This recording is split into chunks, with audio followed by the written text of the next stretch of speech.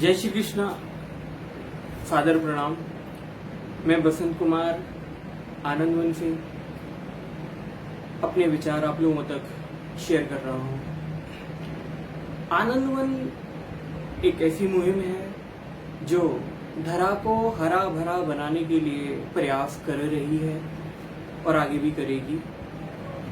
आनंदवन मुहिम में हम हमारे जो सदस्य हैं, हमारे जो साथी हैं, देशवासी हैं, पड़ोसी हैं, सभी से प्रार्थना करते हैं, या यूं कहें कि हम जन जन से यह प्रार्थना करते हैं, निवेदन करते हैं कि वो अपने जीवन में एक पौधे को स्थान दें। वैसे तो परिवार में हमें भाई बहन, माँ, पिता, साथी सब मिलते हैं, लेकिन अगर हम देखें उतना ही महत्व हमारे जीवन में वृक्षों का है। वृक्ष हमें छाया देते हैं, फल देते हैं, फूल देते हैं, ऑक्सीजन देते हैं, यज्ञ हवन आदि करने के लिए हमें लकड़ी देते हैं।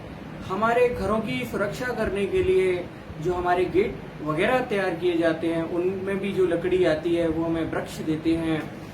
और हमारी जीवन यात्रा पूरी हो जाने के बाद भी हिंदू संप्रदाय, सनातन संप्रदाय में हमें लकड़ियां ही दी जाती हैं। तो हमारे प्रारंभ से लेकर अंत तक के जीवन में एक पारिवारिक महत्व अगर किसी का है तो वृक्षों का है। चाहे वो प्राकृतिक आपदा हो, चाहे ऑक्सीजन हो, वृक्ष हमें सब कुछ प्रदान करते हैं। आज पूरा देश, पूरा विश्व कोरोना जैसी महामारी से जूझ रहा है और उसमें आप देख रहे हैं लोगों को सांस लेने में तकलीफ आ रही है।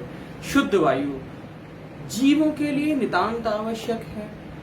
चाहे हम हैं या पृथ्वी पर परमात्मा के जितने भी जीव हैं, 84 करोड़ योनियों में जितने भी जीव हैं, सांस के बिना कोई भी जीव जी नहीं सकता, जीवन नहीं है। और उस सांस को, उस जीवन को प्यूरिफाई करने के लिए, शुद्ध करने के लिए अगर कुछ आवश्यक है तो वो है वृक्ष। वृक्ष हमारे मित्र हैं, हमारे माता पिता हैं। जैसे जीवन दायिनी माता बिना कुछ आपसे अपेक्षा रखे हुए निरंतर देती है, इसी प्रकार जन जन को बिना भेदभाव किए अगर कोई कुछ देता है तो परमात्मा का ही स्वरूप वृक्ष।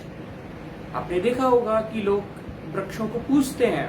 परमात्मा निवास करता है, घट घट में निवास करता है।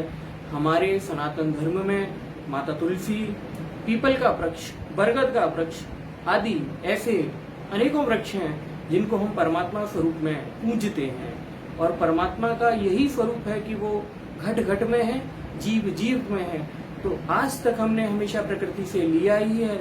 हम आपसे निवेदन करते हैं कि आज वो वक्त आ चुका है कि हम भी हमारी माता, हमारे परम पिता परमेश्वर के लिए कुछ अपने समय में से, अपने तन मन धन में से अपनी पृथ्वी को अपने आने वाली पीढ़ियों के लिए अगर आनंदमय बनाना है तो आपको अपने जीवन में एक आनंदमय, एक आनंदवन, एक आनंद वृक्ष को स्थान देना है। साथियों, सिर्फ स्थान देना, एक वृक्ष लगाना, एक पौधा लगाना ही हमारा आपसे निवेदन नहीं है। मेरा आपसे हाथ जोड़कर करबद्ध विनती है कि आप वृक्ष लगाएं, वृक्षों को संरक्षित करें, पेड़ न काटें।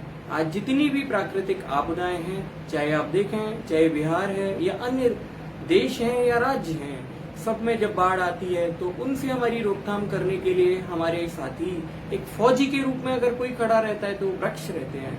मेरा निवेदन है, वृक्षों को स्थान दें, उनकी देखरेख करें और इस पृथ्वी को, इस तरह को आनंद में बनाएं। इन्हीं शब्दों के साथ मेरा आपसे जय श्री कृष्ण।